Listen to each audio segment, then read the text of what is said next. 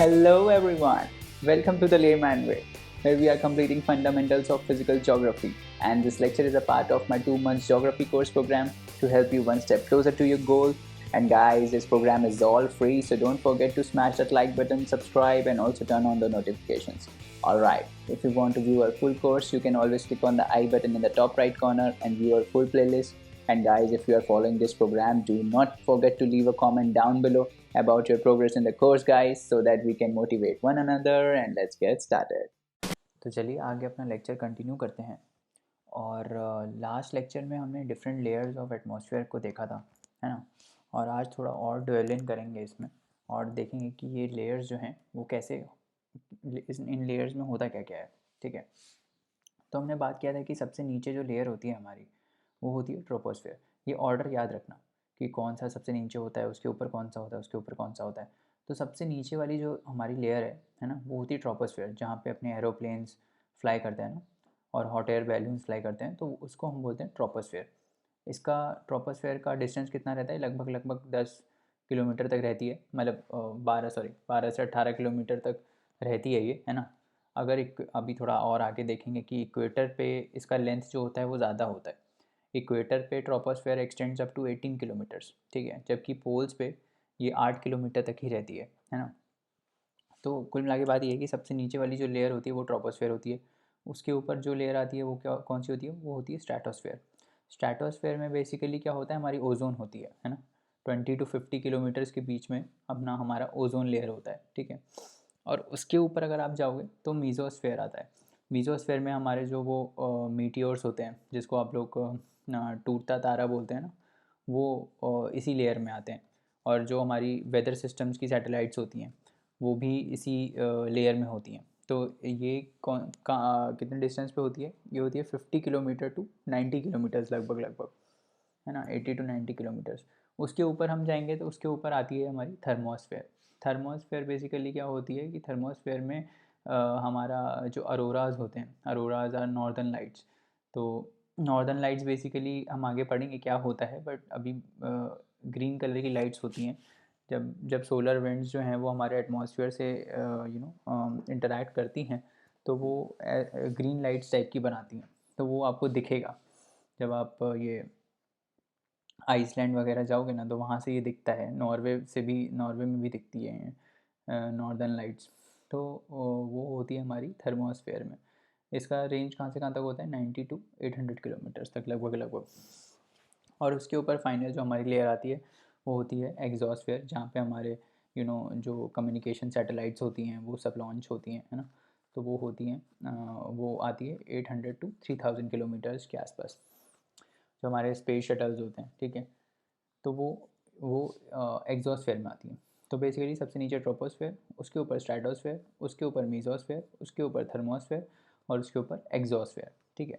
अब ये तो हमने देख लिया कि ये तो हमने देख लिया कि लेयर्स डिस्ट्रीब्यूटेड कैसे हैं, ठीक है। और ये याद रखना कि थोड़े बहुत एग्जांपल्स याद रखना ना, कि ट्रोपोस्फेयर में जैसे हॉट एयर बैलून्स और जो हमारे एरोप्लेन्स होते हैं वो ट्रोपोस्फेयर में होते हैं, कभी कभार ऐसे ही पूछ लेते हैं, ठीक है।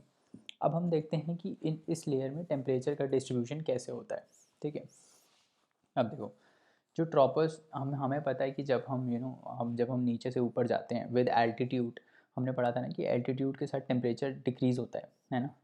बट वो जो जेनरिक स्टेटमेंट नहीं है, वो स्टेटमेंट हम ट्रोपोस्फेयर के लिए ही बोलते हैं जनरली, क्योंकि हम ट्रोपोस्फेयर की ही बात कर रहे होते हैं, है ना। हम बाकी लेयर्स की बात नहीं कर रहे होते हैं। तो अब हम सबसे पहले क्या है, नीचे वाली लेयर से स्टार्ट करते हैं कि टेम्परेचर वेरी कैसे करता है जब हम ट्रोपोस्फेयर में होते हैं, ठीक है। तो सबसे पहले जब भी हम ग्राउंड से ऊपर जाते हैं, एल्टीट्यूड बढ़ता है हमारा, ठीक है। ट्रोपोस्फेयर वाली लेयर में टेम्परेचर होता है डिक्रीज़, ठीक है। जैसे ही हम नीचे से ऊपर जाएंगे ट्रोपोस्फेयर में टेम्परेचर होगा डिक्रीज़। ये देखो 20 डिग्री सेल्सियस टेम्परेचर था, जैसे ही हम ऊपर चलते चले गए यहाँ पे आ गया ये -60 डिग्री सेल्सियस, ठीक है। तो ये टेम्परेचर डिक्रीज़ होता है with increasing height in troposphere. Troposphere में जैसे ही आप नीचे से ऊपर जाओगे तो आपका टेम्परेचर क्या होगा, डिक्रीज़ होगा, ठीक है। उसके बाद एक रीजन आता है जहाँ पे टेम्परेचर जो है वो कांस्टेंट रहता है।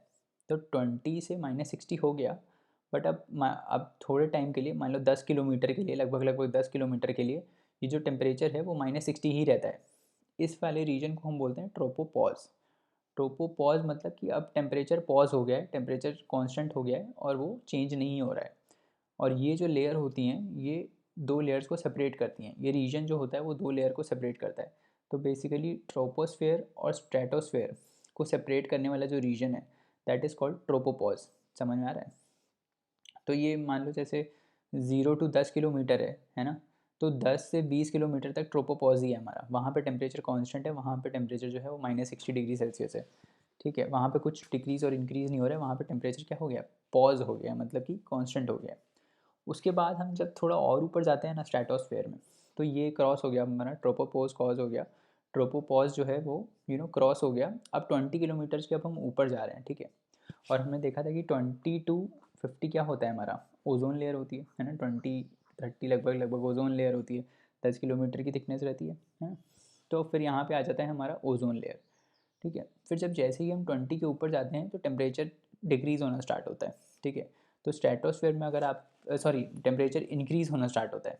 डिक्रीज़ तो यहाँ हो रहा था ट्रोपोस्फेयर में, ठीक है। उसके पहले डिक्रीज़ हुआ ट्रोपोस्फेयर में जैसे ही हम हाइट के साथ बढ़े, फिर कांस्टेंट हुआ 10 किलोमीटर के लिए, जिसको हमने ट्रोपोपॉज बोला।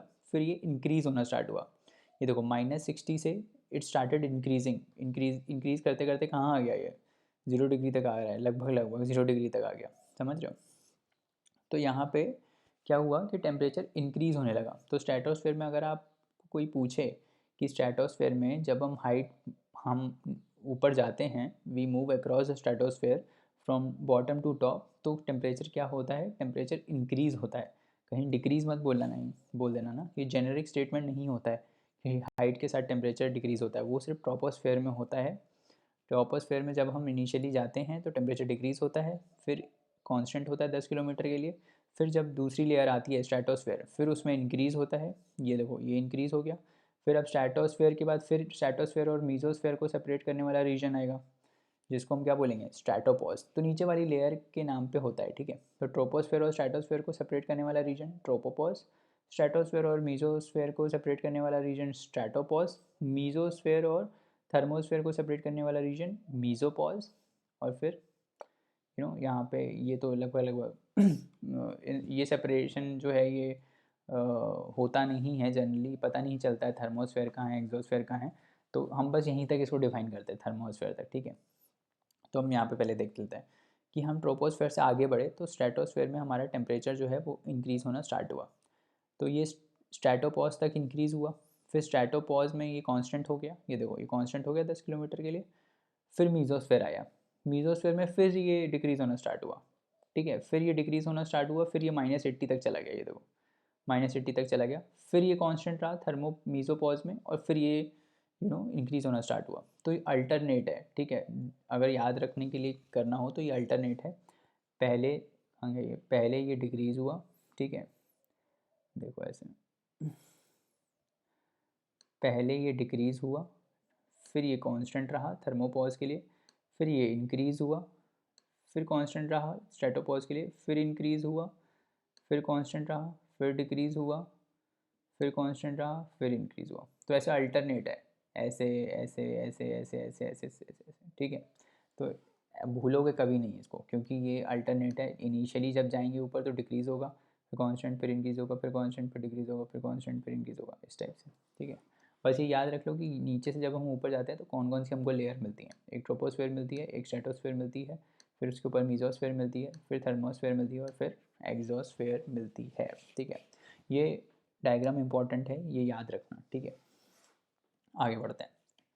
अब देखो ट्रोपोस्फेयर जो है ना, जो हमने ये ट्रोपोस्फेयर पढ़ा ये वाला, अब इसका जो थिकनेस है, थिकनेस समझ रहे हो ना, थिकनेस क्या होता है, कितने किलोमीटर तक ये लेयर है, ये वेरी करता है।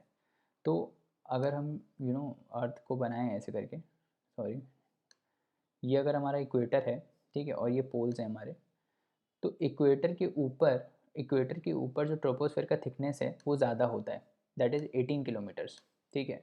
और पोल्स पे जो होता है दैट इज़ 8 किलोमीटर्स। तो कुल मिला के बात ये है कि अगर ये हमारे पोल्स हैं और ये हमारा इक्वेटर है, तो यहाँ पे ट्रोपोस्फेयर का जो डिस्टेंस है वो 18 किलोमीटर्स तक है, ठीक है।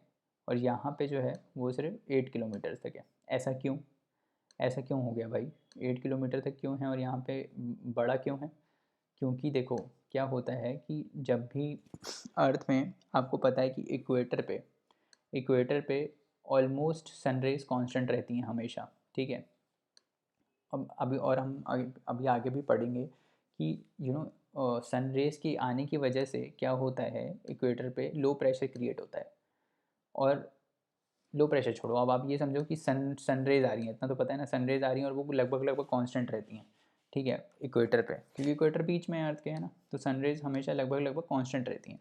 तो जो हीटअप एयर होती है ना, हीट बहुत होती है एयर यहाँ पे इक्वेटर पे, क्योंकि टेम्परेचर बहुत ज़्यादा रहता है, तो वो राइज़ करती है।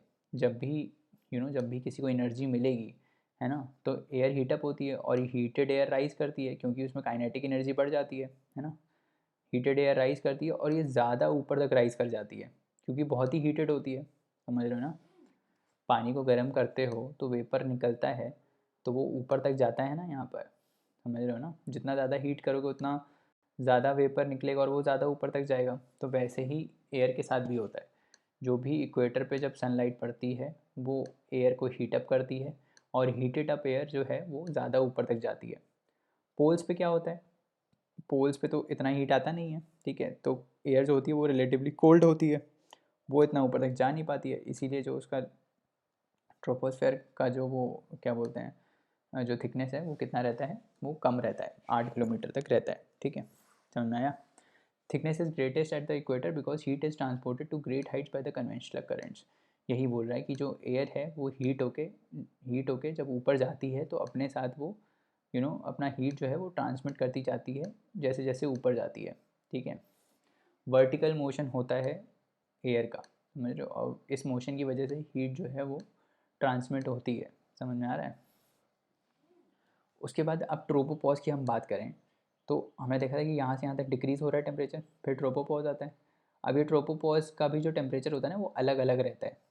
तो ये ट्रोपोपॉज का जो टेम्परेचर है ये पोल्स पे -45 डिग्री सेल्सियस रहता है और इक्वेटर पे -80 रहता है। ये याद करने वाली बात है बस, ठीक है, इसमें कुछ लॉजिक और दिमाग नहीं लगाना है। इसमें आप बस ये याद रखो कि जो ट्रोपोपॉज है उसका जो टेम्परेचर है वो इक्वेटर पे ज़्यादा लो होता है, -80 होता है, ठीक है, और पोल्स पे -45 होता है, समझ में आ रहा है। बस ये याद रखो कि इक्वेटर पे -80 होता है, पोल्स पे -45 होता है ट्रोपोपॉज का जो टेम्परेचर होता है, ठीक है। स्ट्रैटोस्फेयर कंटेन्स ओजोन लेयर, ये तो हमको पता ही है, ओजोन लेयर 20 से 20 किलोमीटर के आसपास होती है ना, और वो स्ट्रैटोस्फेयर में होती है, ठीक है। आइनोस्फेयर में क्या होता है, अब आइनोस्फेयर जो होती है दैट इज़ इलेक्ट्रिकली चार्ज। तो जो हमारे रेडियो के सिग्नल्स होते हैं ना, समझ रहे हो, आइनोस्फेयर में क्या होते हैं, आयन्स होते हैं, ठीक है। आइनोस्फेयर इसको इसीलिए बोलते हैं क्योंकि यहाँ पे आयन्स होते हैं छोटे छोटे, मतलब पॉजिटिव नेगेटिव आयन्स होते हैं। तो वो क्या करते हैं, जब भी रेडियो वेव्स आती हैं तो उसको रिफ्लेक्ट बैक कर देते हैं। तो बेसिकली कम्युनिकेशन के लिए बहुत इंपॉर्टेंट होता है, समझ में आ रहा है, कम्युनिकेशन के लिए बहुत इंपॉर्टेंट होता है आइनोस्फेयर वाला लेयर, क्योंकि इसी लेयर से रेडियो वेव्स रिफ्लेक्ट बैक होती हैं। अगर ये रिफ्लेक्ट ही ना हो, अगर ये यहाँ सिग्नल निकल रहा है यहाँ से, ये रिफ्लेक्ट ही ना हो तो आप रेडियो सुन ही नहीं पाओगे, है ना, एफएम आप सुन ही नहीं पाओगे, समझ रहे हो। तो फिर रेडियो मिर्ची कैसे सुनोगे, है ना, तो नहीं सुन पाओगे। तो radio waves are transmitted from earth are reflected back, ठीक है। तो इसका हमने देख लिया था कि हाइट जो है वो 80 to 400 किलोमीटर। और उसके ऊपर आता है हमारा एग्जॉस्फेयर, ठीक है। एक्चुअली एग्जॉस्फेयर और जो थर्मोस्फेयर होता है ना उसमें ज़्यादा डिफरेंस होता नहीं है, वो लगभग लगभग मर्ज लेयर्स होती हैं, समझ में आ रहा है। तो इस टाइप से है। तो चलिए दोस्तों, आज के लिए इतना रहने देते हैं, नेक्स्ट लेक्चर में और कंसेप्ट्स को पढ़ेंगे। जाने से पहले लाइक शेयर सब्सक्राइब ज़रूर करें, अपने दोस्तों को रिकमेंड करें। अपनी क्वेरीज़ आप हमको queries@thelaymanway.com पे भेज सकते हैं, जहाँ पे हम आपका रिप्लाई इंस्टेंटली करेंगे। और पढ़ते रहिए, हार्ड वर्क करते रहिए, है ना। अगले लेक्चर में मिलते हैं। Thank you, bye bye, take care.